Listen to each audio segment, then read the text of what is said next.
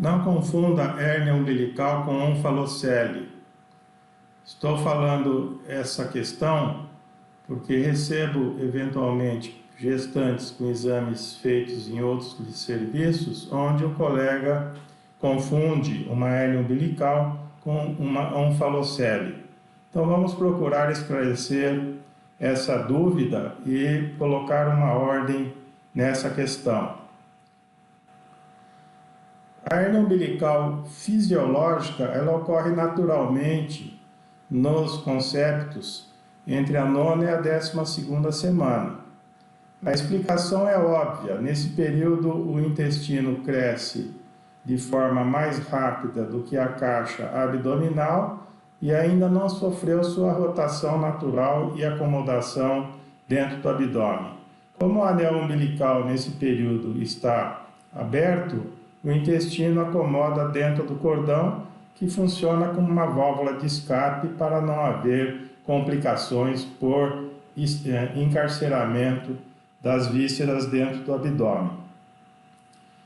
Na 11ª e 12ª semana, o abdômen cresce numa velocidade maior do que o conteúdo, o intestino sofre sua rotação natural e acomodação, com isso ele recolhe e o anel umbilical se fecha, então corrige a hérnia funcional. Caso persista intestino dentro do cordão após a 12ª semana, portanto, em exames feitos com 13 semanas ou mais, nós passamos a considerar como uma hérnia umbilical congênita. Vejam esse caso aqui, uma gravidez de 18 semanas, onde nós temos o intestino dentro do cordão, com os vasos umbilicais associados com as alças intestinais, num feto que também tinha uma hérnia diafragmática. Portanto, uma associação, uma hérnia diafragmática associada a uma hérnia umbilical. Sempre que encontramos associações, nós temos um risco maior de questões genéticas, como aneuploidias e doenças gênicas. Por isso que é importante fazer uma busca obsessiva por todos os tipos de desvios da anatomia e relatarmos. Vejam esse paciente, 36 semanas, com uma hérnia umbilical, o intestino dentro do cordão, vejam aqui os vasos umbilicais junto com o intestino, portanto, fazendo parte interna da hérnia, e o diagnóstico aqui é de uma hérnia umbilical congênita. Esse outro feto tem também uma hérnia umbilical congênita. Vejam aqui a saída do intestino, aqui o estômago, o fígado e veia umbilical intrahepática, aqui o cordão com o intestino dentro consorciando com os vasos e associado um defeito de fechamento da coluna vertebral, uma meningocele com o saco herniário aqui bem visível.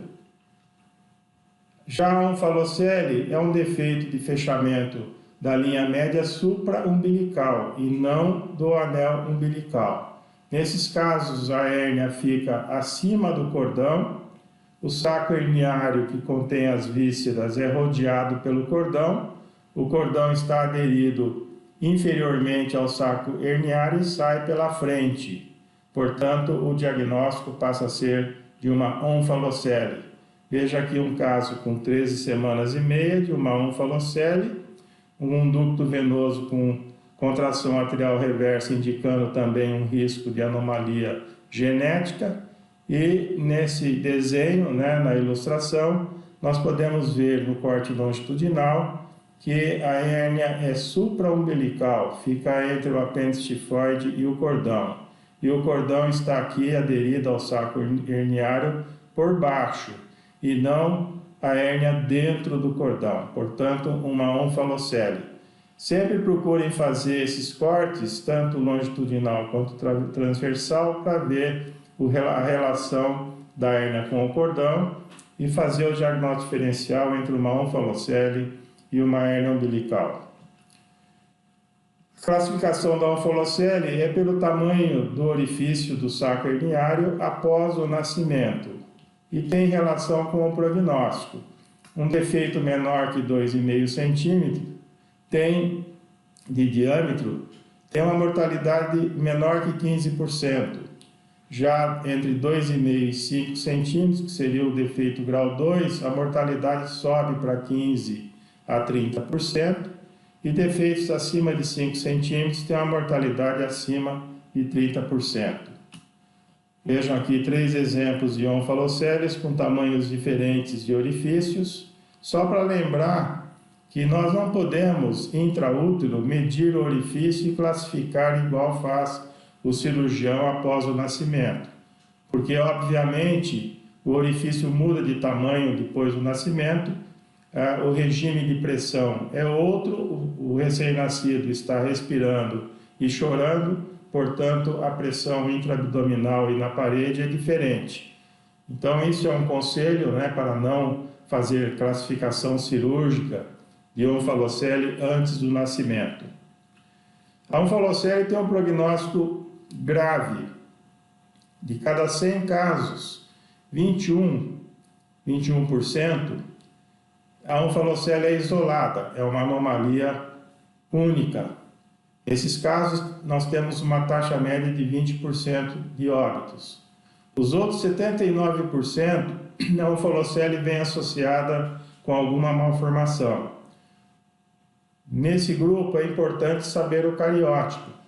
Se tivermos um cariótipo normal, que corresponde a 55% dos casos, nós temos uma taxa de óbito de 75%, portanto, enorme.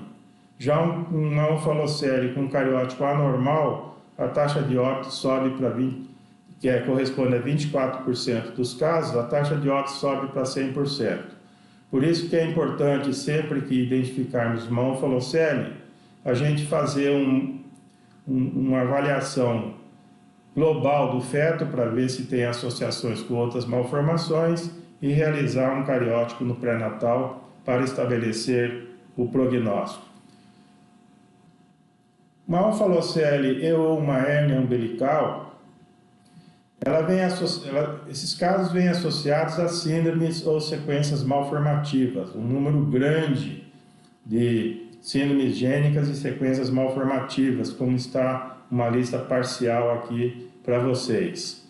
Também vem associada a osteogênese imperfeita autossômica recessiva, aneuploidias 13+, 18+, 20P- e 9P-, sequência do hipotireoidismo atiroideu e idantoína. Portanto, o uso da idantoína pela gestante aumenta o risco do feto portar alguma hérnia. Lembrem sempre que, ao detectar hérnias da linha média, nós devemos prestar atenção em toda a anatomia do feto para procurar associações e lembrar dessas condições da genética. Muito obrigado pela atenção.